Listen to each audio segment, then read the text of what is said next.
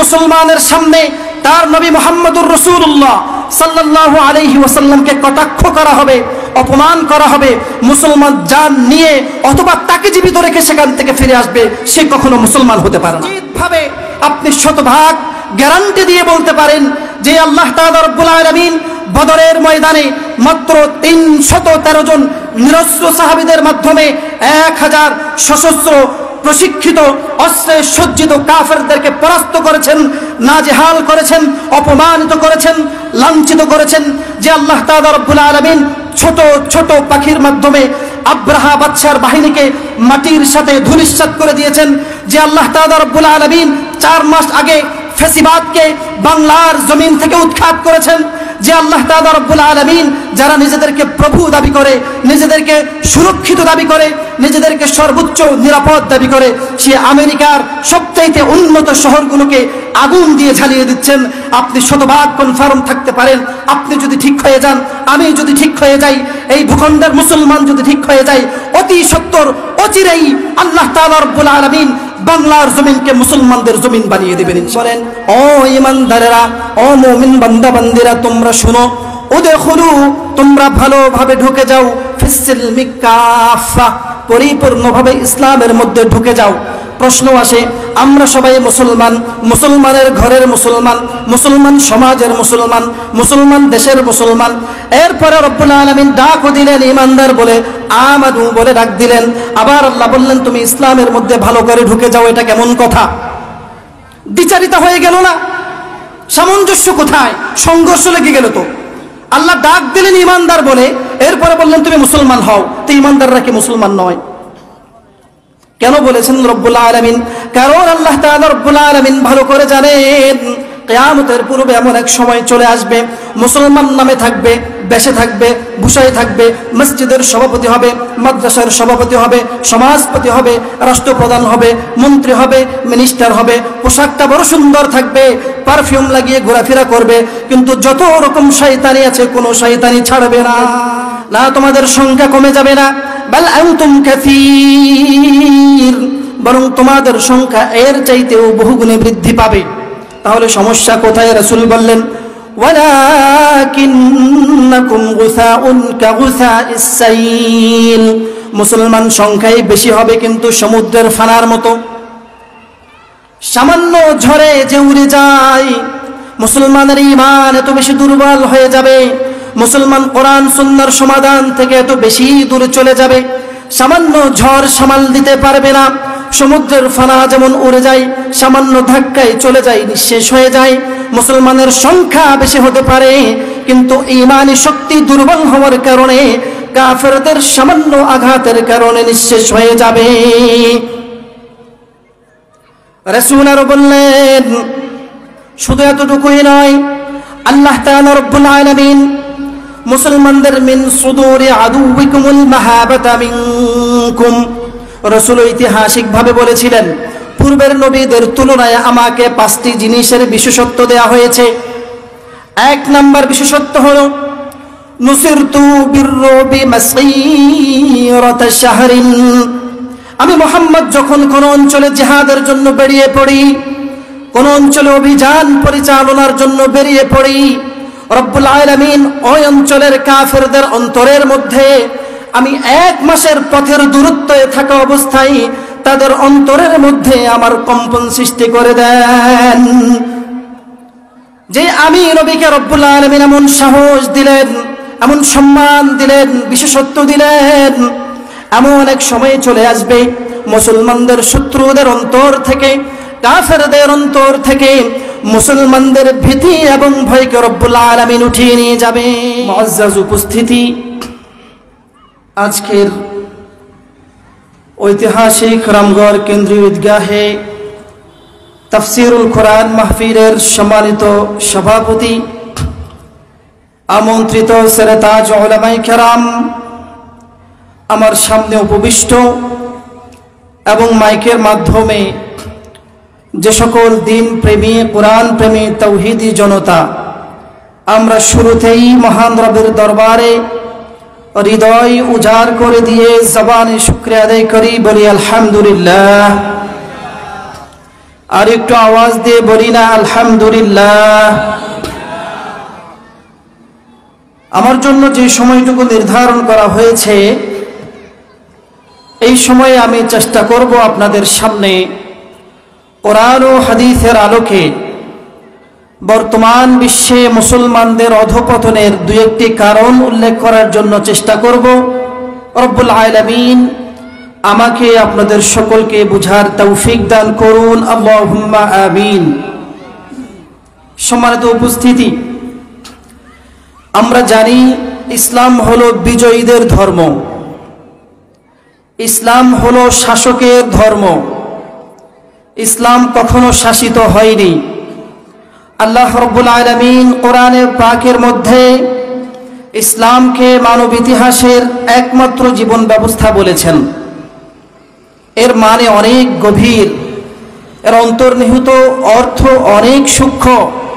আল্লাহ তাআলা রাব্বুল আলামিন বলেছেন, পৃথিবীর প্রথম দিন থেকে শেষ মুহূর্তটুকু পর্যন্ত পৃথিবীতে একমাত্র সত্য ধর্ম, একমাত্র সত্য ধর্মের নাম হলো ইসলাম।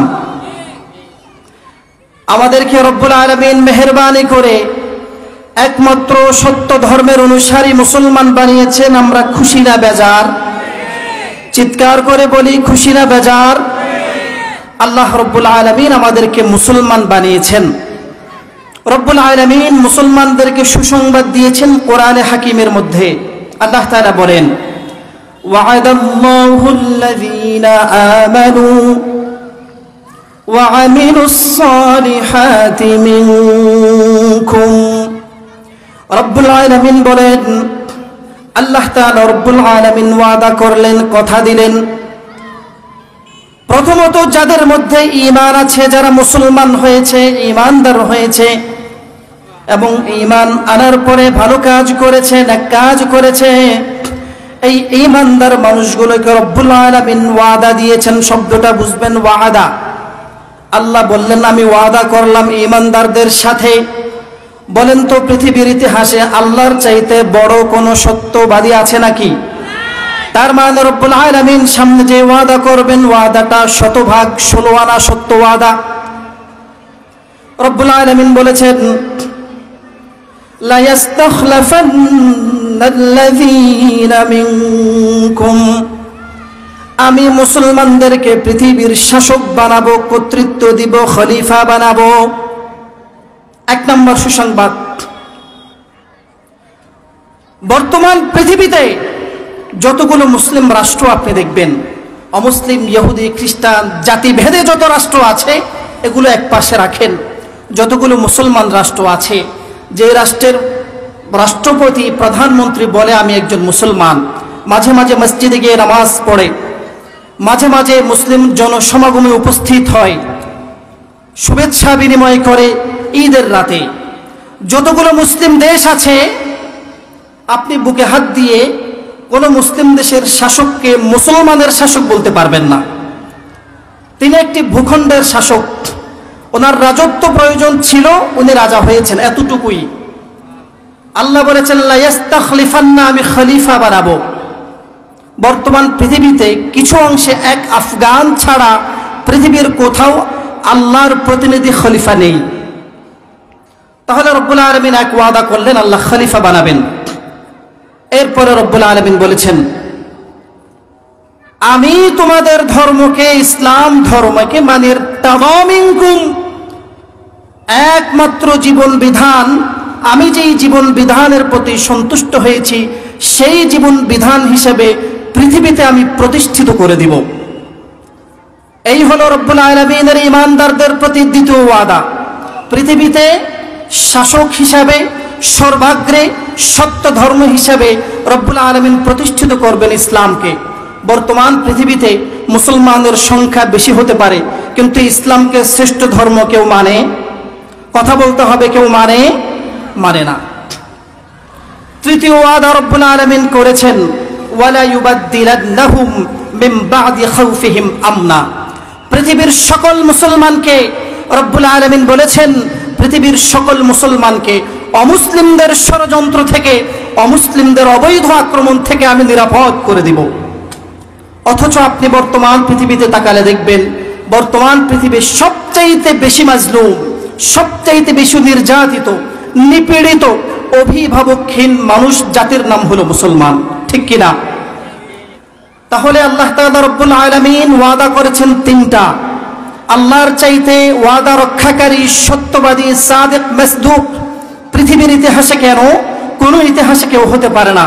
কিন্তু বর্তমান পৃথিবীতে আল্লাহর একটি ওয়াদার বাস্তবায়ন আমরা দেখতে পাচ্ছি না। কেন? বর্তমান পৃথিবীতে মুসলমানদের শাসক নেই, মুসলমান অভিভাবক শূন্য।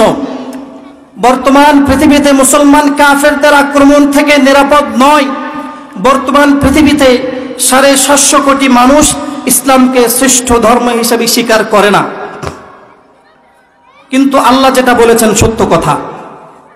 কেন? আল্লাহ তাআলা রব্বুল আলামিন কোরআনে কারীমের অপর জায়গার মধ্যে বলেছেন, ইন্নাল্লাহা আশতারা মিনাল মুমিনিনা আনফুসাহুম ওয়া আমওয়ালাহুম বিআন্না লাহুমুল জান্নাহ। রব্বুল আলামিন বলেন, আমি ঈমানদারদের কাছ থেকে তাদের জান এবং তাদের সম্পদ, আমি ঈমানদারদের কাছ থেকে তাদের প্রাণটা বিআনফুসিহিম ওয়া আমওয়ালিহিম, আমি ঈমানদারদের কাছে আমার সজ্জিত জান্নাতটাকে বিক্রি করে দিলাম, বিনিময়ে তাদের কাছ থেকে তাদের জান এবং মালটাকে আমি কিনে নিলাম। ঈমানদারদের সাথে আমি একটি ব্যবসা করলাম, তাদেরকে আমি দিলাম জান্নাত, আর তাদের কাছে আমি চাইলাম তাদের প্রাণ এবং তাদের সম্পদ। কিসের বিনিময়ে? ইয়াকাতিলুনা ফি সাবিলিল্লাহি ফায়াকতুলুনা ওয়া ইউকতালুন। ঈমানদার যারা হবে আল্লাহর জমিনে আল্লাহর দ্বীনকে প্রতিষ্ঠিত করার জন্য, ইসলামকে শ্রেষ্ঠ ধর্ম হিসাবে সবার উপরে উদ্দীর্ণ করার জন্য ঈমানদাররা নিজের জানের মায়া ত্যাগ করে, সম্পদের ভালোবাসা ত্যাগ করে, বিবি বাচ্চা আওলাদ ফরজনদের ভালোবাসা ত্যাগ করে জিহাদের ময়দানে ইসলাম প্রতিষ্ঠার জন্য ঝাঁপিয়ে পড়বে। জিহাদ করতে করতে হয়তো নিজেরাই শহীদ হয়ে জান্নাতের পাখি হয়ে যাবে, অথবা কাফেরদেরকে মৃত্যুর সাথে সম্পর্ক করিয়ে দুনিয়া থেকে বিদায় করে দিয়ে গাজীর বেশে ফিরে আসবে। মুসলমানদেরকে রব্বুল আলামিন এই দায়িত্বটি দিয়েছেন। এবার হাদিস শরীফের মধ্যে রাসূল সাল্লাল্লাহু আলাইহি ওয়াসাল্লাম কি বলে দেখেন। রাসূল বলেছেন, ইউশিকুল উমাম আন তাদাআ আলাইকুম কামা তাদাআল আকিনাতু ইলা কাসাআতিকুম। রাসূল বলেন, অতি সত্বর আমার উম্মতের উপরে এমন বিপর্যয় নেমে আসবে, সারা বিশ্বের মুসলমানদের বিপক্ষে কাফের দলগুলো একতাবদ্ধ হয়ে যাবে মুসলমানদেরকে ধ্বংস করে দেওয়ার জন্য, মুসলমানদের ভূখণ্ডগুলোকে নিঃশেষ করে দেওয়ার জন্য। যারা প্র্যাকটিসিং মুসলমান, নামাজ পড়তে চায়, দ্বীন মানতে চায়, পারিবারিকভাবে মুসলমান হয়ে বাঁচতে চায়, সামাজিকভাবে মুসলমান হয়ে বাঁচতে চায়, রাষ্ট্রীয়ভাবে মুসলমান হয়ে বাঁচতে চায়, এই মুসলমানগুলোকে নিঃশেষ করে দেওয়ার জন্য সকল কুফার শক্তি ঐক্যজোট হয়ে যাবে। আল কুফরু মিল্লাতুন ওয়াহিদা। সাহাবায়ে কেরাম আশ্চর্য হয়ে প্রশ্ন করলেন, ইয়া রাসূলুল্লাহ ওয়া মিন কিল্লাতি নাহনু ইয়াউমাইদিন, কেন এমন বিপর্যয় নেমে আসবে? আমরা তো মাত্র 313 জন বদরের ময়দানে সশস্ত্র অস্ত্রে শস্ত্রে সজ্জিত কাফেরদের বিপক্ষে বিজয় লাভ করেছিলাম। আমরা খাইবারে বিজয় লাভ করেছি, আমরা মক্কা বিজয় করেছি, আমরা তো বিজয়ীর দল, আমরা তো মুসলমান শ্রেষ্ঠ দল। আমাদের মুসলমানরা পরবর্তী প্রজন্ম কেন এমন বিপর্যয়ের শিকার হবে, কাফেরদের আক্রমণের শিকার হবে? রাসূল বললেন, না, তোমাদের সংখ্যা কমে যাবে না, বাল আনতুম কাসীর, বরং তোমাদের সংখ্যা এর চাইতেও বহুগুণে বৃদ্ধি পাবে। তাহলে সমস্যা কোথায়? রাসূল বললেন, ওয়ালাকিন্নাকুম গুসাউন কাগুসাইস সাইল, মুসলমান সংখ্যাই বেশি হবে কিন্তু সমুদ্রের ফানার মতো, সামান্য ঝড়ে যে উড়ে যায়। মুসলমানের ঈমান এত বেশি দুর্বল হয়ে যাবে, মুসলমান কোরআন সুন্নাহর সমাধান থেকে এত বেশি দূরে চলে যাবে, সামান্য ঝড় সামাল দিতে পারবে না। সমুদ্রের ফানা যেমন উড়ে যায়, সামান্য ধাক্কায় চলে যায়, নিঃশেষ হয়ে যায়। মুসলমানের সংখ্যা বেশি হতে পারে, কিন্তু ঈমানি শক্তি দুর্বল হওয়ার কারণে কাফেরদের সামান্য আঘাতের কারণে নিঃশেষ হয়ে যাবে। রাসূল আরো বললেন, শুধু এতটুকুই নয়, আল্লাহ তাআলা রব্বুল আলামিন মুসলমানদের মিন সুদুরি আদুউকুমুল মাহাবাতা মিনকুম, রাসূল ঐতিহাসিকভাবে বলেছিলেন, পূর্বের নবীদের তুলনায় আমাকে 5টি জিনিসের বিশেষত্ব দেয়া হয়েছে। 1 নাম্বার বিশেষত্ব হলো নুসিরতু বিররুবি মাসীরাতা শাহরিন, আমি মুহাম্মদ যখন কোন অঞ্চলে জিহাদের জন্য বেরিয়ে পড়ি, কোন অঞ্চলে অভিযান পরিচালনার জন্য বেরিয়ে পড়ি, রব্বুল আলামিন ওই অঞ্চলের কাফেরদের অন্তরের মধ্যে আমি 1 মাসের পথের দূরত্বে থাকা অবস্থায় তাদের অন্তরের মধ্যে আমার কম্পন সৃষ্টি করে দেন। যে আমি নবীকে রব্বুল আলামিন এমন সাহস দিলেন, এমন সম্মান দিলেন, বিশেষত্ব দিলেন, এমন এক সময় চলে আসবে মুসলমানদের শত্রুদের অন্তর থেকে, কাফেরদের অন্তর থেকে মুসলমানদের ভীতি এবং ভয়কে রব্বুল আলামিন উঠিয়ে নিয়ে যাবেন। রাসূল আরো বললেন, ওয়ালা ইয়াকুযিফান্নাল্লাহু ফি কুলুবিকুমুল ওয়াহান, আল্লাহ রব্বুল আলামিন তোমাদের অন্তরে ওই সময়ে মুসলমানদের অন্তরের মধ্যে ওয়াহান ঢুকিয়ে দিবেন, ওয়াহান ঢুকিয়ে দিবেন। সাহাবীরা প্রশ্ন করলেন, ওয়ামাল ওয়াহান ইয়া রাসূলুল্লাহ, ওয়াহান কাকে বলা হয়, ওয়াহান কি বুঝিয়ে বলেন। রাসূল বললেন, হুব্বুদ দুনিয়া ওয়া কারাহিয়াতুল মাউত, ওয়াহান হলো দুনিয়া প্রীতি, দুনিয়ার লালসা, দুনিয়ার ভালোবাসা এবং মৃত্যুকে অপছন্দ করার নাম। আপনাদেরকে মধ্যম মানের একটি হাদিস শুনিয়েছি, মোটামুটি আমি কি বলেছি আপনারা বুঝতে পেরেছেন আশা করি। যদি বুঝে থাকেন বলেন। রাসূল সাল্লাল্লাহু আলাইহি ওয়াসাল্লাম এই হাদিসের মধ্যে শেষে 3টি কথা বলেছেন। রাসূল সাল্লাল্লাহু আলাইহি ওয়াসাল্লাম বলেছেন, মুসলমান সংখ্যায় বেশি হবে, কিন্তু এই সংখ্যার কোনো পাওয়ার থাকবে না। মাটির পুতুল হবে, নাচতে বললে নাচবে, দাঁড়াতে বললে দাঁড়াবে, বসতে বললে বসবে, শুয়ে যেতে বললে শুয়ে যাবে। বলেন বর্তমান পৃথিবীতে এমন মুসলমান বেশি নাকি কম? আপনি খুঁজে দেখবেন, আজকে আমাদের দেশ সহ পৃথিবীর যতগুলো মুসলমান রাষ্ট্র আছে তাদের পায়ের নিচে কোনো মাটি নাই। পশ্চিম থেকে যদি হুকুম করা হয় পরিবর্তন হয়ে যাচ্ছে, পশ্চিম থেকে যদি হুকুম করা হয়, পশ্চিমা প্রভুরা যদি আদেশ জারি করে দেয়, আমাদের এই দিবসটাকে তোমরা পালন করো, আমাদের এই সংস্কৃতিকে তোমরা গ্রহণ করো, নিজেদের আত্মপরিচয় তোমরা ভুলে যাও, মুসলমান প্রত্যেকটা তাদের নির্দেশনাকে গ্রহণ করে নিচ্ছে। এজন্য বর্তমান পৃথিবীতে মুসলমানের সংখ্যা অন্য সকল জাতির চাইতে বেশি, কিন্তু সেটা সমুদ্রের ফানার মতো। দ্বিতীয় কথা, রাসূল বলেছেন, মুসলমানদের ভয় কাফেরদের অন্তর থেকে উঠিয়ে নেওয়া হবে। এ কথা বহু আগেই বাস্তবে প্রমাণিত হয়েছে।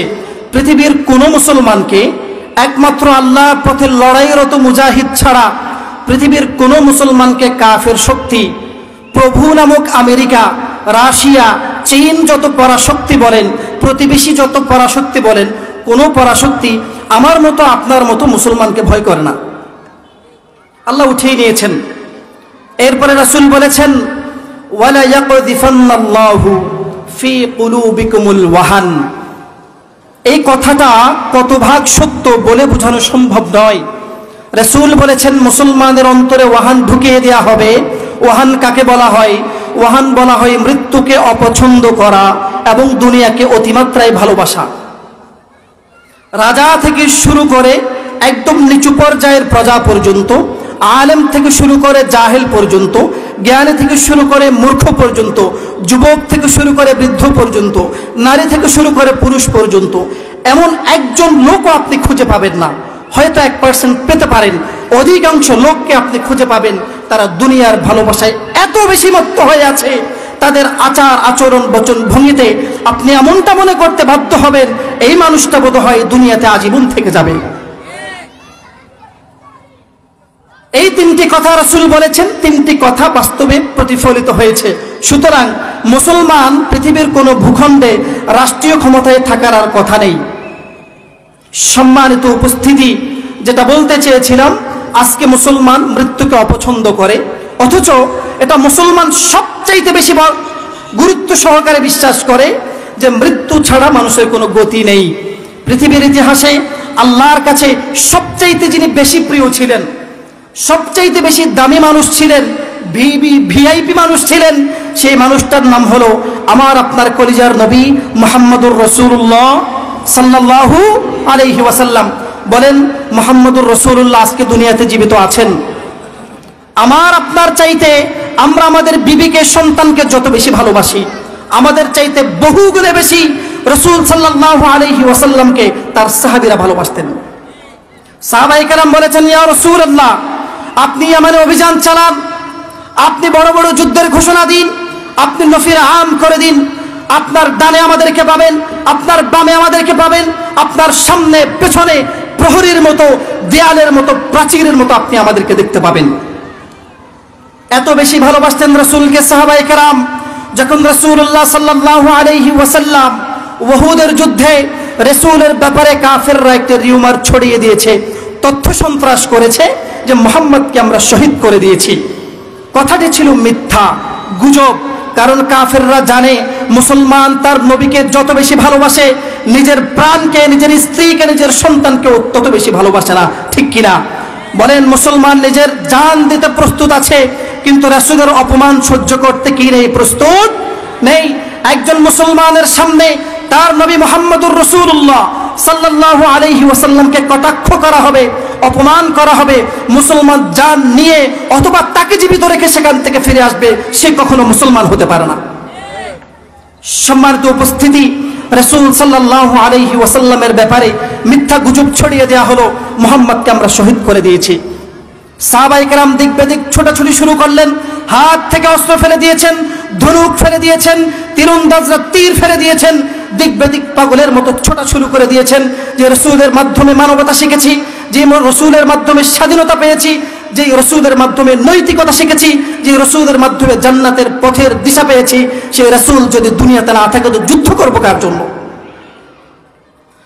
আল্লাহ তাআলা রব্বুল আলামিন আয়াত নাযিল করে দিলেন, وما محمد إلا رسول قد خلت من قبله الرسل।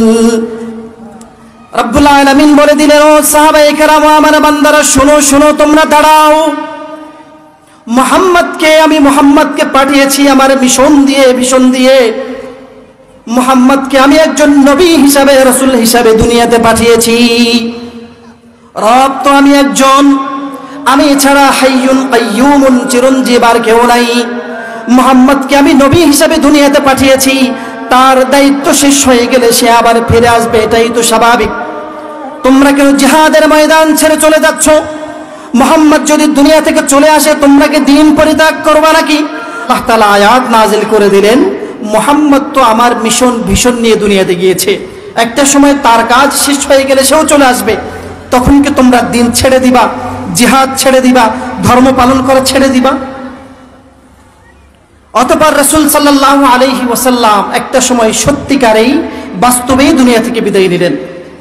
সাহাবায়ে কেরাম রাসূল সাল্লাল্লাহু আলাইহি ওয়াসাল্লামকে কত বেশি ভালোবাসতেন। রাসূলের বাস্তবে ওয়াফাতের পরে ওমর ফারুক রাদিয়াল্লাহু তাআলা আনহু, যিনি সবচাইতে বেশি রাগী সাহাবী ছিলেন, তরবারি নিয়ে দাঁড়িয়ে গিয়েছেন আম্মাজান আয়েশার ঘরের সামনে।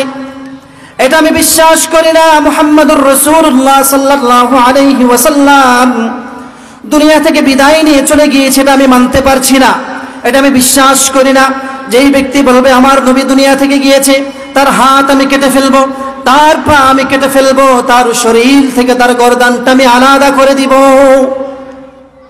লম্বা ঘটনা বলার সুযোগ নিয়ে যেটা বলতে চেয়েছিলাম, মুহাম্মদ সাল্লাল্লাহু আলাইহি ওয়াসাল্লামকে তার সাহাবীরা, তার সাথী সঙ্গীরা এত বেশি ভালোবাসতেন, দুনিয়ার ইতিহাসে কোনো ব্যক্তি তার বন্ধুকে এত ভালোবাসার নজির আর কখনো দেখাতে পারবে না। কিন্তু রাসূল কি আজকে দুনিয়াতে আছে? রাসূল দুনিয়া থেকে চলে গিয়েছেন। সুতরাং বোঝা যায় কিয়ামত পর্যন্ত কোনো ব্যক্তি দুনিয়াতে থাকতে পারবে না।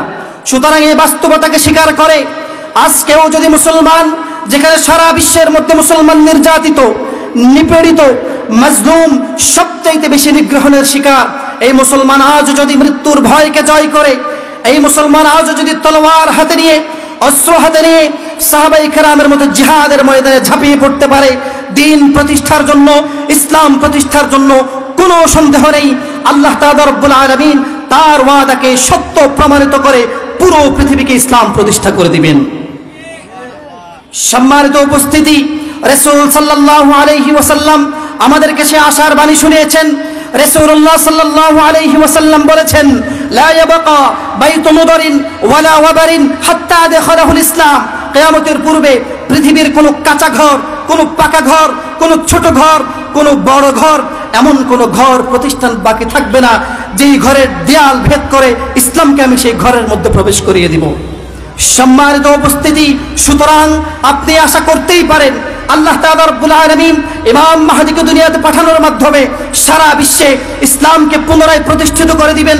আপনি আশা করতেই পারেন আল্লাহ তাআলা রব্বুল আলামিন ঈসা আলাইহিস সালামকে দুনিয়ার বুকে পাঠানোর মাধ্যমে পুনরায় সারা বিশ্বের মধ্যে, সারা পৃথিবীর প্রতিটা ইঞ্চি ইঞ্চি মাটিতে কোরআনের আইন প্রতিষ্ঠা করে দিবেন। সম্মানিত উপস্থিতি, কিন্তু আফসোস তো আমাদের জন্য, আল্লাহ তাআলা রব্বুল আলামিন কোরআনে কারীমের মধ্যে বলেছেন, ইয়া আইয়ুহাল্লাযীনা আমানু দুখুলু ফিস-সিলমি কাফা ওয়া লা তাত্তাবিউ খুতুওয়াতিশ শাইতান ইন্নাহু লাকুম আদুউম মুবিন। রব্বুল আলামিন বলেন, ও ঈমানদারেরা, ও মুমিন বান্দা বান্দিরা, তোমরা শুনো, উদখুলু, তোমরা ভালোভাবে ঢুকে যাও, ফিস-সিলমি কাফা, পরিপূর্ণভাবে ইসলামের মধ্যে ঢুকে যাও। প্রশ্ন আসে, আমরা সবাই মুসলমান, মুসলমানের ঘরের মুসলমান, মুসলমান সমাজের মুসলমান, মুসলমান দেশের মুসলমান, এরপরে রব্বুল আলামিন ডাক দিলেন ঈমানদার বলে, আমানু বলে ডাক দিলেন। আবার আল্লাহ বললেন তুমি ইসলামের মধ্যে ভালো করে ঢুকে যাও। এটা কেমন কথা? দ্বিচারিতা হয়ে গেল না? সামঞ্জস্য কোথায়? সংঘর্ষ লেগে গেল তো। আল্লাহ ডাক দিলেন ঈমানদার বলে, এরপরে বললেন তুমি মুসলমান হও। তো ঈমানদাররা কি মুসলমান নয়? কেন বলেছেন রব্বুল আলামিন? কারণ আল্লাহ তাআলা রব্বুল আলামিন ভালো করে জানেন কিয়ামতের পূর্বে এমন এক সময় চলে আসবে, মুসলমান নামে থাকবে, বেশে থাকবে, ভূষায় থাকবে, মসজিদের সভাপতি হবে, মাদ্রাসার সভাপতি হবে, সমাজপতি হবে, রাষ্ট্রপ্রধান হবে, মন্ত্রী হবে, মিনিস্টার হবে, পোশাকটা বড় সুন্দর থাকবে, পারফিউম লাগিয়ে ঘোরাফেরা করবে, কিন্তু যত রকম শয়তানি আছে কোনো শয়তানি ছাড়বে না। রব্বুল আলামিন ভালো করে জানতেন বেশধারী মুসলমানের সংখ্যা বেড়ে যাবে, মসজিদে গিয়ে বহু বড় পণ্ডিত সেজে যাবে, সমাজের মধ্যে গিয়ে বহু বড় মাতব্বর সেজে যাবে, পুরো বিশ্বকে পরিচালনার জন্য মডলিপনা করবে, বিশ্বের প্রভু দাবি করে বসে থাকবে, কিন্তু মুসলমানের ছিটে ফোঁটা পর্যন্ত তার মধ্যে থাকবে না। এজন্য রব্বুল আলামিন বলেছেন, যদি সুসংবাদের মালিক হতে চাও, যদি জান্নাতি মুসলমান হতে চাও, অর্ধেক নয়, 1/4 ভাগের 1 ভাগ নয়, 4 ভাগের 3 ভাগ নয়, পরিপূর্ণ মুসলমান হয়ে তবেই কবরে আসো। পরিপূর্ণ মুসলমান কিভাবে হতে হবে? পরিপূর্ণ মুসলমান হওয়ার জন্য সর্বপ্রথম ব্যক্তিগত জীবনটাকে ইসলাম দিয়ে সাজাতে হবে, ব্যক্তিগত জীবনটাকে ইসলাম দিয়ে সাজাতে হবে, পারিবারিক জীবনটাকে ইসলাম দিয়ে সাজাতে হবে। আমি মুসলমান, 5 ওয়াক্ত নামাজ পড়ি, সুযোগ পেলে তাহাজ্জুদ পড়ি, কিন্তু আমার প্রাপ্তবয়স্কে আমি পর্দা ছাড়া বাহিরে যাই, আমি এখনো পরিপূর্ণ মুসলমান হতে পারি নাই।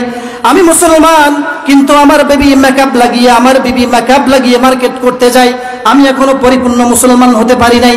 পরিবারেও যদি ইসলাম প্রতিষ্ঠা হয়ে যায়, সমাজে ইসলাম প্রতিষ্ঠা করুন।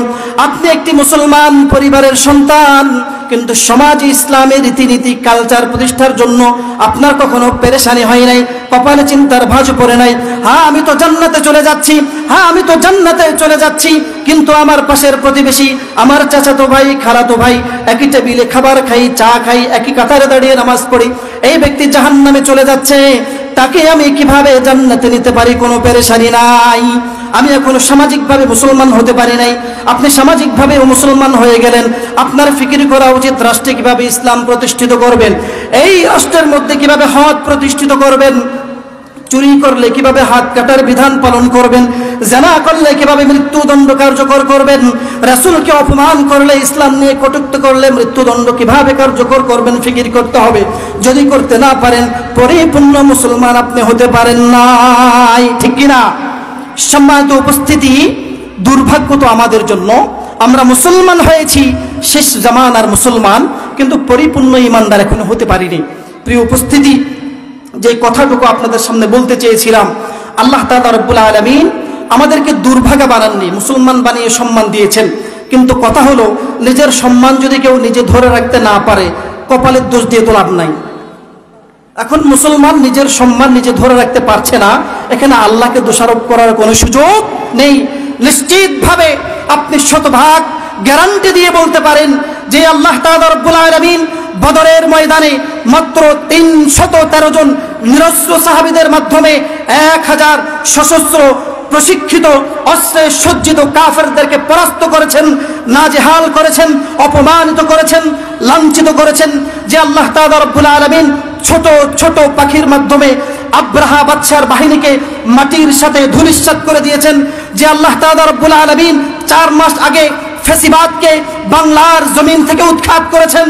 যে আল্লাহ তাআলা রব্বুল আলামিন যারা নিজেদেরকে প্রভু দাবি করে, নিজেদেরকে সুরক্ষিত দাবি করে, নিজেদেরকে সর্বোচ্চ নিরাপদ দাবি করে, সে আমেরিকার সবচাইতে উন্নত শহরগুলোকে আগুন দিয়ে ঝালিয়ে দিচ্ছেন।